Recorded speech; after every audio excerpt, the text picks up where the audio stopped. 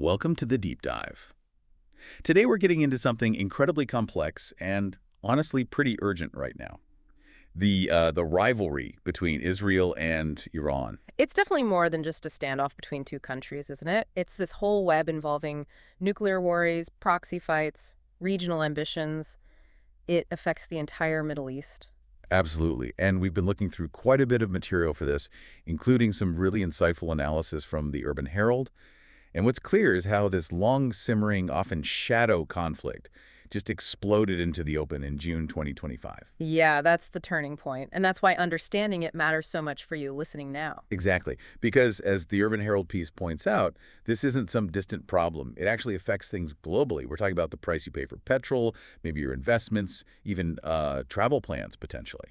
So our goal today, using this material as a guide, is to sort of unpack all that, look at the history, figure out what's driving each side, and hopefully help you make better sense of all the news flying around. Okay, let's dive right into the latest developments, that June 2025 escalation. The Urban Herald called it a major turning point. Oh, absolutely. So June 13th, 2025, Israel launches Operation Rising Lion. And our sources are describing this as, well, the biggest military hit on Iranian soil since the Iran-Iraq War back in the 80s. Just the scale alone is, Yeah. wow, unprecedented in recent times. Totally. And the details are pretty stark, too. This wasn't minor. Over 200 Israeli planes involved, plus, sophisticated cyber attacks hitting nuclear sites, military command centers across more than 12 provinces in Iran. A massive operation. And according to the material we've seen, they reportedly managed to take out some really key figures. People like IRGC Commander Hossein Salami, the Chief of Staff Mohammad Bagheri. And crucially, those two nuclear scientists, Abbasi and Taranchi. Exactly. That seems to have been a major objective. So Prime Minister Netanyahu's justification for this, pretty direct, wasn't it? Very direct. He claimed, and the sources quote him, that Iran had enough highly enriched uranium for, get this, 9 nuclear weapons. 9. Yeah. And that they could move to actually build a weapon within a year, within a few months. So he framed it as stopping an existential threat, pure and simple. Okay, so that's the Israeli action. Then comes Iran's response. Yeah. Operation True Promise the Third, they called it. Right. And sources note this was their third direct missile attack on Israel, but definitely the biggest, the most substantial one so far. And it had a real impact, didn't it? Not just intercepted missiles. No, definitely not. They launched over 200 ballistic missiles, apparently in 4 waves. Now, Israel's Iron Dome took out a lot, but several got through. They hit civilian areas in Tel Aviv, Jerusalem. Civilian areas, so casualties. Yes. Reports mention at least 21 injuries in Rishon LeZion, 1 person critically injured, and significant damage to a high-rise building in Tel Aviv. So, yeah, it went beyond military targets. And the Iranian statements afterwards. Pretty strong words. Uncompromising. Supreme Leader Khamenei promised severe retribution. President Pezeshkian warned of more intense and powerful retaliation if Israel attacked again. And diplomatically, they pulled out of the nuclear talks with the U.S. That's right. A major step. Pulled right out of the negotiations. Okay, maybe the most worrying part of all this, highlighted in the sources, is the nuclear timeline itself. That's the core fear, isn't it? Intelligence reports are suggesting Iran could potentially produce weapons-grade uranium within weeks if they ditch the international agreements completely. Weeks. That's No. incredibly fast. That was Netanyahu's core argument, wasn't it? Pretty much. And the IAEA, the UN's nuclear watchdog, they confirmed the strikes did damage the Natanz enrichment facility. No radiation leaks reported, thankfully. But there's a but, right? Yeah, the but is the underground Fordo facility, which is, much harder to hit. That reportedly remained operational. Still working. So the capabilities are potentially still there. It seems so. And the IAEA head, Rafael Grossi, he warned that hitting nuclear facilities like this sets a really dangerous precedent. You can see why. Yeah, and all this happened while those U.S.-Iran nuclear talks were basically stalled anyway. Right. And interestingly, the material also points out the context of former President Trump's recent warnings to Iran, basically saying, take a deal quick before there is nothing left. Threatening even tougher action adds another layer. So June 2025 feels like a real flashpoint. Yeah. But this rivalry, it has deep roots, doesn't it? We need to understand the history to get the present. Absolutely. And it's a surprising history in some ways. Looking back at the analysis, especially that period from 1948 to 1979, there was actually cooperation. Hard to believe now, right? Iran was the second Muslim-majority country to recognize Israel. after Turkey. Yeah, and after that 1953 coup that brought the Shah firmly to power, relations actually, well, they thrived for a while. Both saw Arab nationalism, Nasserism, and the like as a common enemy. It fit with Israel's periphery doctrine, making friends with non-Arab states nearby. Exactly. And it wasn't just talk, there was serious military cooperation. They even had a joint missile program, Project Flower, in the late 70s. Wow, and economically. Deep ties there, too. Iran supplied something like 60% of Israel's oil through that big Eilat-Ashkelon pipeline. Israeli companies were building stuff in Iran. El Al flew direct flights. So this was realpolitik, pragmatic stuff, not shared values. Precisely. As the sources emphasize, it was about shared threats and strategic interests, not ideology. And then, 1979, the Islamic Revolution. Everything changes. Complete rupture. Ayatollah Khomeini comes in, and the new Islamic Republic takes a hard, explicit anti-Israel line. It became fundamental to their identity. That's when you start hearing Israel called the Little Satan. Right. Diplomatic ties severed instantly. The Israeli embassy in Tehran closed down and famously handed over to the PLO, the Palestine Liberation Organization. But even then, the story has twists. There were still some, well, paradoxical secret dealings, especially during the Iran-Iraq War. Yeah, that's fascinating. From 1980 to 88, even with all the public hostility, strategic necessity apparently won out sometimes. Sources mention Israel secretly selling over $500 million worth of weapons to Iran. Helping Iran fight Iraq, despite the revolution, just goes to show How complex these things are. Pragmatism can pop up in the strangest places, even between declared enemies. Okay, so that's the background. Cooperation, then revolution, hostility, but with these weird undercurrents. What drives the conflict today? What are the core motivations now? Well, from Iran's side, it's a mix. There's definitely a strong ideological element left over from the revolution supporting the Palestinians, opposing Zionism. That's key for their legitimacy at home and their image abroad. And wanting to be a leader in the Islamic world, challenging the U.S., Israel, Saudi Arabia. For sure. Regional influence is huge. That whole axis of resistance idea, building this network of allies like Hezbollah, the Houthis, militias in Iraq and Syria, it's their main way to project power, often with some deniability. It gives them leverage. Exactly. Plus, there are security concerns for Iran. They see the U.S.-Israel alliance as a genuine threat. And you have to think, after those June 2025 strikes killed top commanders and scientists, there's immense pressure to look strong, to hit back hard. Makes sense. Now, flip side, Israel's perspective. Number one, overwhelmingly, is existential security. The sources really hammer this home. Iran's nuclear program, they're advancing ballistic missiles. That's seen as a fundamental threat to Israel's existence. So stopping a nuclear Iran is the absolute top priority. Arguably, yes. And it's the justification they use for things like preemptive strikes. Beyond nuclear, it's about containing Iran's regional spread, stopping that proxy network from, encircling Israel. Like preventing Iran getting dug in militarily in Syria, stopping weapons going to Hezbollah and Lebanon. All of that. Maintaining their own military edge in the region is crucial. And building those alliances with Arab states, like through the Abraham Accords, that's partly about creating a counterbalance to Iran based on those shared worries. And the June 2025 strikes fit right into that security narrative. Perfectly. Netanyahu's whole justification was based on that intelligence about Iran being months away from nuclear capability. It taps right into those core Israeli fears. Okay, history, motivations. Where does this actually play out? What are the main arenas? The sources point to a few key ones. The nuclear issue is obviously front and center. Iran's program goes way back, even before '79. But the big international panic started around 2002 when secret sites were discovered. And Israel's response has often been, well, covert, sabotage, cyber attacks. Right. Think Stuxnet, that famous computer worm, widely blamed on Israel and the U.S., and targeted assassinations of Iranian scientists over the years. The June 2025 strikes were like a much bigger, much more overt version of that long-running campaign. Killing scientists, hitting Natanz directly. Exactly. Now, the JCPOA deal in 2015, that calmed things down for a bit. Iran accepted limits for sanctions relief, but then Trump pulled the U.S. out in 2018, slapped on maximum pressure sanctions. And Iran started dialing up its nuclear activities again in response. Pretty much.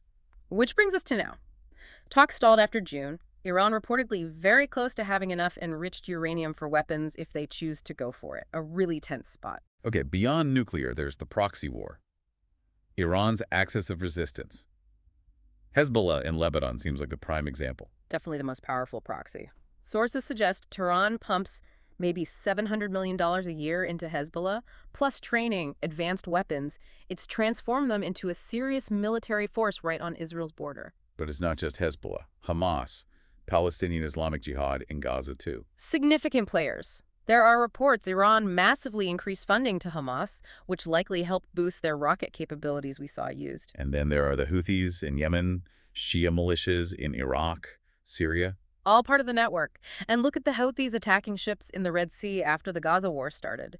That showed how these groups can disrupt global trade, cause real economic pain far away. Forcing ships all the way around Africa. Huge costs.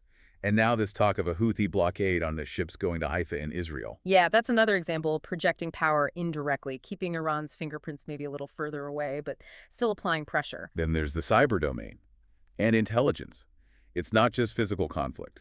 Not at all. Both sides are constantly engaged in cyber warfare, targeting critical infrastructure. Israel reportedly goes after Iranian nuclear systems, oil, government sites. Iran targets Israeli water systems, power grids, financial stuff. And the intelligence war. Assassinations. It seems so. Israel is widely suspected of killing those scientists and commanders. Iran has reportedly tried to target Israelis or Jewish figures abroad. And again, June 2025 reportedly had a big cyber sabotage element alongside the bombing. It's a multi-front conflict. And it involves more than just Iran and Israel, right? Other players have big roles. Absolutely. Leaders matter hugely. In Iran, Supreme Leader Khamenei has the final say on the really big stuff nuclear, proxies. In Israel, Netanyahu has long pushed for a tougher line. And their militaries execute the strategy. Iran's IRGC and its Quds force handle the proxies and operations abroad.